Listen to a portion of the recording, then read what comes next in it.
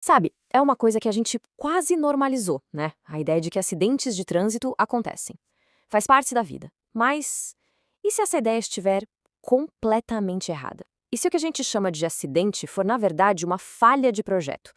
Vamos mergulhar numa perspectiva que pode virar de cabeça para baixo o jeito que a gente enxerga as nossas ruas.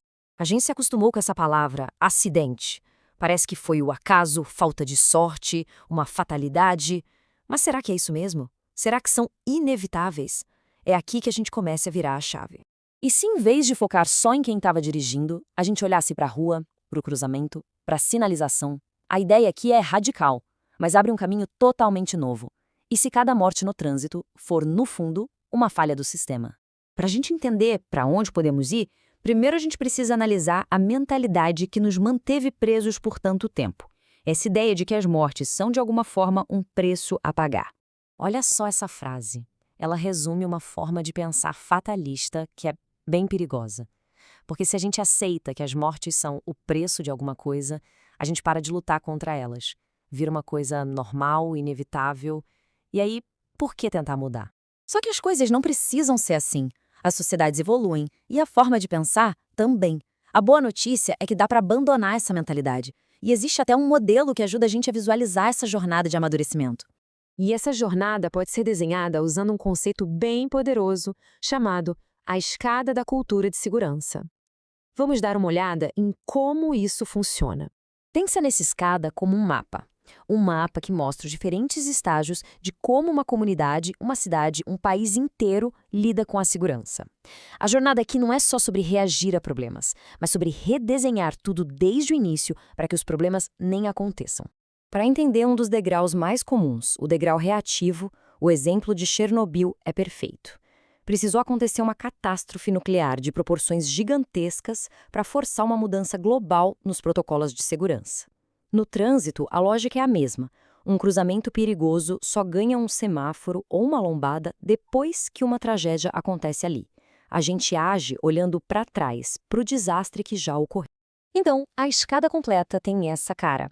Lá embaixo de tudo, o nível patológico, que é basicamente ignorar o problema.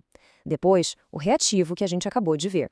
Subindo, vem o calculista, quando se criam leis, sistemas para gerenciar os riscos. Mais acima, o proativo, que é quando a gente começa a caçar os perigos antes que eles virem acidentes. E lá no topo, o nível generativo. Aqui, a segurança não é mais um item na lista, é simplesmente o jeito padrão de fazer as coisas.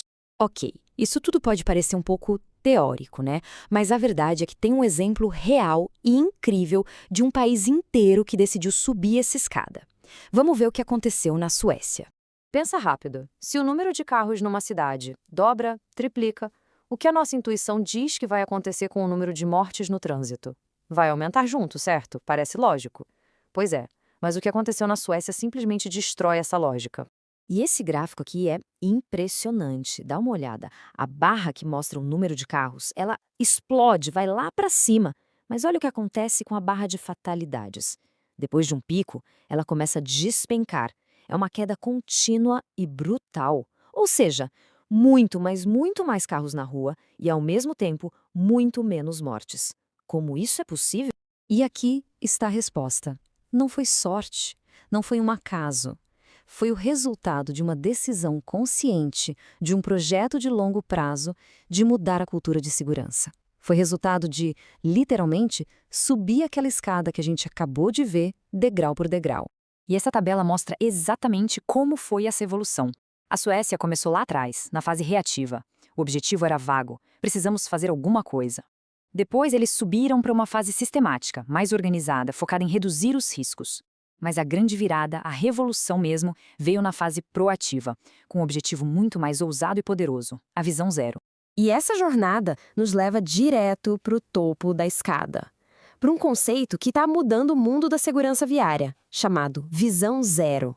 Essa frase, ela é a alma da visão zero. A premissa é tão simples quanto genial. O sistema de trânsito precisa ser seguro o suficiente para perdoar nossos erros. Porque nós, humanos, erramos. E uma pequena distração, um pequeno erro de cálculo, não pode ser uma sentença de morte. Então, resumindo, a visão zero é a prática daquela mentalidade generativa lá do topo da escada. A grande mudança é que a responsabilidade pela segurança sai das costas só do motorista ou do pedestre e passa a ser principalmente de quem projeta as ruas, os carros, as leis. E o mais legal é que essa ideia sueca hoje virou um movimento global, apoiado por organizações como a Organização Mundial da Saúde. O que nos traz de volta para a nossa realidade. Porque a jornada da Suécia não é só uma história interessante. Ela prova uma coisa muito, muito importante. A conclusão é essa, e ela é poderosa. Mortes no trânsito não são uma fatalidade, não são inevitáveis. Elas são, no fundo, o resultado das escolhas que uma sociedade faz. E se são escolhas, elas podem ser mudadas. E é por isso que a questão final não é se a gente pode mudar, porque a Suécia já provou que pode. A verdadeira pergunta que fica é: por onde a nossa comunidade, a nossa cidade, começa a dar o primeiro passo para iniciar sua própria subida nessa escada?